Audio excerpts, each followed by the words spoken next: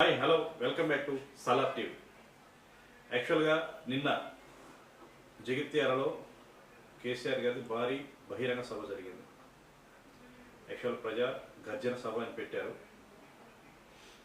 Okay, ఈ సభ నుంచి కేసీఆర్ గారికి చాలా బూస్ట్ ఇచ్చినట్టు అయింది ఈ సభ ద్వారా. కేసీఆర్ గారికి at the same time TRS పార్టీకి. ఎందుకంటే ఇందులో ఇది ఒక రాజకీయం సంబంధించిన ఒక చిన్న సభలా కాకుండా ఉత్తర తెలంగాణలోనే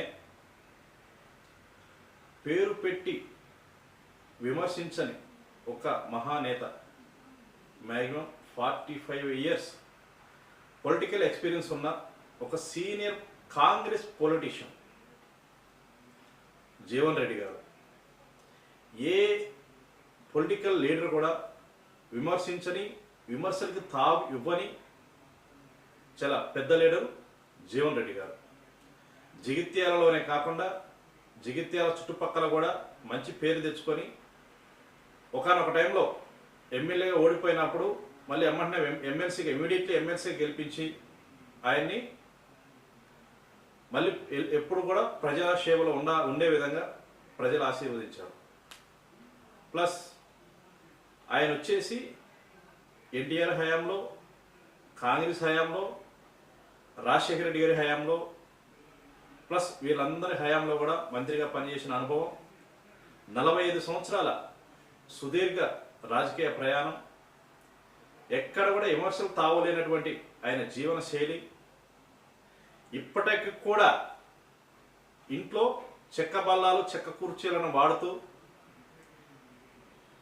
ఆయన యొక్క నార్మల్ జీవనశైలి సాగిస్తూ ప్రజల్లో మంచి పేరున్న నాయకుడు, సీనియర్ పొలిటీషియన్. వీరు ప్రజెంట్ వారి యొక్క పార్టీ అధికారం ఉన్నా, అంటే కాంగ్రెస్ పార్టీ అధికారం ఉన్నా సరైన గుర్తింపు పార్టీలో లభించట్లేదని చెప్పేసి తనకి అపోజిషన్ ఉన్న పార్టీ ఏదైతే పార్టీ మీద ఓడిపోయారో అదే పార్టీలోకి వెళ్ళి జాయిన్ కావడం అనేది కాంగ్రెస్ పార్టీకి ఒక పెద్ద హెచ్చరిక లాంటి సమయం ఇది.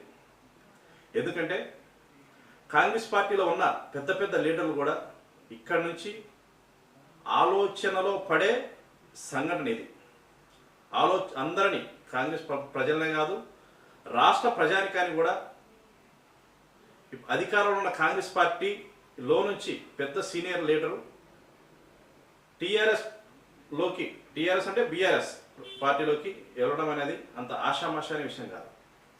ఎందుకంటే ఇందులో రాజకీయ పరంగా డెప్త్ అవగాహన ఉన్న వాళ్ళకి, ప్లస్ రాబోయే రోజుల్లో అవగాహన అంటే లాంగ్ విజన్తో ఆలోచన చేయగలిగిన వాళ్ళకి దీని గురించి చాలా విషయాలు తెలుస్తాయి, పొలిటికల్ ఎనలిస్టుగా ఉన్న వాళ్ళకి.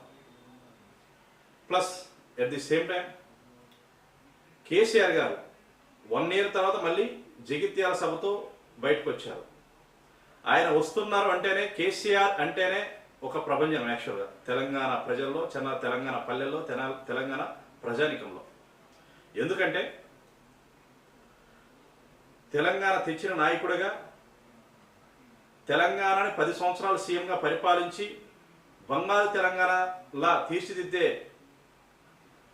క్రమంలో ఆయన సక్సెస్ఫుల్ అయ్యారు ఆ టైంలో. ఎందుకంటే ప్రతి ఒక్క హృదయం కూడా మా కేసీఆర్, మా తెలంగాణ అన్న నినాదంతో ప్రతి గుండె కూడా ఆయన గురించి ఆలోచన చేస్తున్న రోజులు ఇవి. ఆయన కోసం గత 2.5 సంవత్సరాలుగా కేసీఆర్ వస్తే బాగుండు, కేసీఆర్ మళ్ళీ సీఎం కావాలి అని ఆలోచన చేయని గుండె లేదు తెలంగాణలో. కేసీఆర్ గారు మాట్లాడుతూ ప్రజా ఆశీర్వాద సభలో ప్రజల గురించి ఆయన చాలా ఉద్వేగభరితమైన ప్రసంగం చేశారు. ఎందుకంటే 10 సంవత్సరాలుగా తెలంగాణ పల్లెల్లో పంటల సిరులు పండించి, ప్లస్ కాళేశ్వరం, మిషన్ భగీరథ అనే పెద్ద ప్రాజెక్టుతోటి, ప్లస్ చెరువుల పూడికతీత ప్రాజెక్టు తోటి, at the same time Kalyana Lakshmi, KCR kit, దళిత బంధు, రైతు బంధు ఇలాంటి స్కీములు ఎన్నో ప్రవేశపెట్టి ప్రతి పల్లెలో కూడా ప్రతి పర్సన్, ప్రతి రైతు సంతోషంగా ఉన్న విధానంగా, ప్లస్ ప్రతి ఇంట్లో కూడా సిరులు పండించే విధానంగా ఆయన పాలన సాగింది. అది గుర్తు చేసుకుంటూ కేసీఆర్ గారు మాట్లాడుతూ 24 గంటల కరెంటు ఇచ్చిన మేము ఇప్పుడు ఎడిపోయే 24 గంటల కరెంటు, రైతు బంధుకి రామ్ రామ్, దళిత బంధుకి జై భీమ్ అని ఎక్కడెక్కడ వదిలేస్తూ ఏ స్కీమ్స్ కూడా కరెక్ట్ విధానం ఇవ్వకుండా ఇప్పుడు ఇచ్చే రైతు బంధు కూడా నెలకోసారి ఒక ఎకరానికి నెలకోసారి కిస్తీల రూపంలో ఇస్తూ ప్రజల్ని అగమ్య గోచరానికి గురి చేస్తున్నారు. ప్రజెంట్ గవర్నమెంట్ ఒక యూరియా బ్యాగ్ ఇవ్వడానికి కూడా యాప్ అనేది ఒకటి తీసుకొచ్చేసి యాప్లో ఇస్తుంటే యాప్ల గురించి నిలబడితే కింద వాపులు వచ్చాయి, కాళ్ళు వాపులు వచ్చాయి అనే విధానంలో మాట్లాడారు, చెప్పారు. నిజమే, యాక్చువల్గా ఇప్పుడున్న రైతాంగానికి రైతు బంధులో పైసలు కరెక్ట్గా ఇస్తలేరు. ఎరువులు కొరత చాలా దారుణంగా ఉంది. ఒక యూరియా బ్యాగ్ కూడా దొరకని పరిస్థితి క్రియేట్ అవుతుంది. అది అందరూ ఆలోచించాల్సిన విషయమే. At the same time KCR గారు మాట్లాడుతూ రైతులకి ఉచిత కరెంటు ఇచ్చిన తెలంగాణ గవర్నమెంట్, అప్పటి గవర్నమెంట్ ఇప్పుడు దాన్ని మీటర్లు పెట్టే ఆలోచన కూడా చేస్తున్నది. బోర్ల విషయంలో మీటర్లు పెట్టే ఆలోచన కూడా చేస్తున్నది అని కూడా చెప్తా ఉన్నారు. ఇది చేయటం వల్ల ఏంటంటే రైతాంగానికి చాలా ప్రాబ్లమాటిక్ క్రియేట్ అవుతుంది. అంటే మోటార్ల మీద మీటర్లు పెట్టేస్తే కరెంటు బిల్లు అనేది రైతులు కట్టుకోవాల్సిన పరిస్థితి ఏర్పడుతుంది. కాబట్టి చాలా ప్రాబ్లమాటిక్ క్రియేట్ అవుతుంది. మనం 10 సంవత్సరాల్లో బంగారు తెలంగాణగా పాలించుకున్న తెలంగాణ ఇప్పుడు ఏమాయరా, ఎడిపోయారా, ఎవడపోరాయాల తెలంగాణ అనే విధానంలో కేసీఆర్ గారు చాలా ఉద్వేగభరితమైన ప్రసంగం చేశారు. అలాగే నేను చావాలని ఎన్నోసార్లు మాట్లాడారు. నేను చావను నా కొడక, మిమ్మల్ని చంపుతా అనే విధానంలో కూడా కేసీఆర్ గారు మాట్లాడారు. చంపాలి, మంచి మాట కాకపోతే ఏం చేస్తారు? మంచిగా కట్నే ఇల్లు పెట్టిపోయి కదా, 5 ఏళ్ళు నడిచింది కదా, మరి మీకేం బీమారీ వచ్చింది నాకు అర్థం కాదు. ఇంత పొడుగు మాటలు మాట్లాడుతుందా? అడ్డం పొడుగు మాట్లాడుతుందా? పొద్దున్న లేతే కేసీఆర్ చావాలి, నువ్వు 1000 జన్మలు ఇచ్చినా నేను చావనా కొడుకు అనుకుంటున్నావు. కొంచెం ఘాటుగానే స్పందించారు. లాగులో తొండలేడవడం కాదు, నీకు లాగులు ఓడే వరకు మేము కొడతాము అనే విధానంలో కూడా కేసీఆర్ గారు ప్రసంగంలో మాట్లాడారు. ఏది ఏమైనప్పటికీ కేసీఆర్ గారి యొక్క వారు మీటింగ్కి వచ్చే విధానంలో కానీ జనం యొక్క నీరాజనాలు ఏ స్థాయిలో తగ్గలేదు.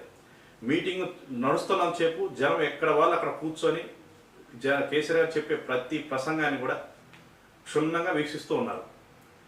ఆయన ఇంటి దగ్గర బయలుదేరిన దగ్గర నుంచి మళ్ళీ మీటింగ్ హాల్కి వెళ్ళే వరకు కూడా రోడ్డు పక్కల అన్ని ఫ్లెక్సీలు, జన జాతర నడుస్తున్నది.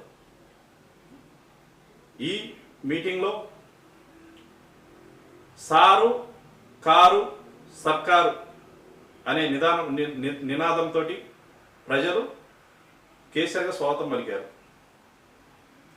ఇది తెలంగాణ ప్రజల జనహోరులాగా వినిపిస్తున్నది. ఎప్పటికైనా మళ్ళీ కేసీఆర్ గారు రావాలి, సీఎంగా చూడాలని ప్రతి గుండె, తెలంగాణ పల్లెల్లో ప్రతి గుండె ఆలోచన చేస్తున్నది, అనుకుంటున్నది. 600 ఏది ఏమైనా ఏమైతుంది? 100కి 100% మళ్ళా బీఆర్ఎస్ గవర్నమెంట్ వస్తుంది. వస్తుందా? వస్తుందంటూ చేయలేవట్టుంది. ఒకసారి కెమెరాలు కడ దింపుకున్నారా బాబు? వస్తుంది కదా. ఇవాళ జీవన్ రెడ్డి గారు పార్టీలో బాబు అంటే అంటే కేసీఆర్ గారి మీద ఉన్న ఈ 3 సంవత్సరాలు 2.5 నుంచి 3 సంవత్సరాలలో ఏ రకంగా ఎవరు ఎన్ని కుట్రలు కుతంత్రాలు ఏ రకంగా మాట్లాడినా ఎన్ని తిట్లు తిట్టినా సావాలని శాపనార్థాలు పెట్టినా కేసీఆర్ గారిని ప్రజలు గుండెల్లో పెట్టుకుని ఉన్నారు ఇప్పటికి కూడా. ఈ సభతో అది క్లియర్గా అర్థమవుతున్నది. ఎట్ ది సేమ్ టైం దాంతోపాటుగా ఇప్పుడు ఉన్న ప్రభుత్వానికి ఇదొక యుద్ధం, ఇక్కడ యుద్ధం మొదలవుతుంది, యుద్ధం మొదలు అయ్యింది అనే సందేశాన్ని కూడా కేసీఆర్ గారు ఇచ్చారు.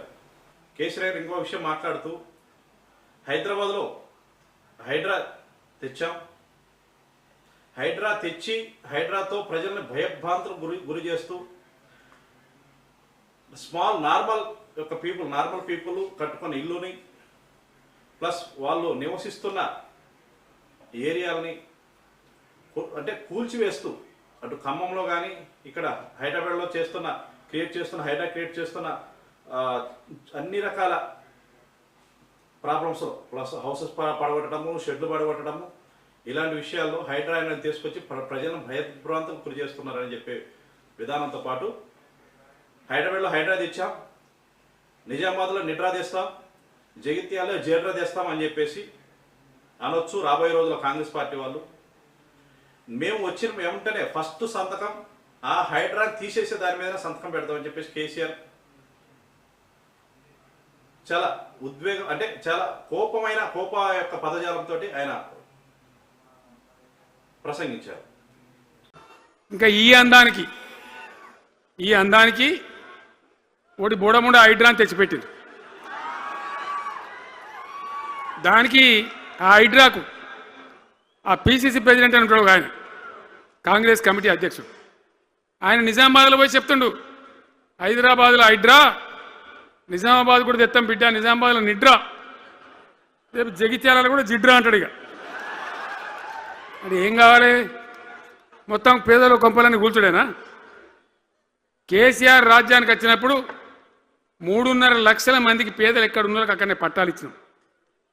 వాళ్ళని ఆగం చేయకుండా పాపం గరీబోళ్ళు 3.5 లక్షల కుటుంబాలకు హైదరాబాదు చుట్టుపక్కల వేరే పట్టణాల్లో కూడా పట్టాలు ఇచ్చిన వాళ్ళని బతకనిచ్చినాం. ఇలా ఏం కూలగొట్టుడు అది?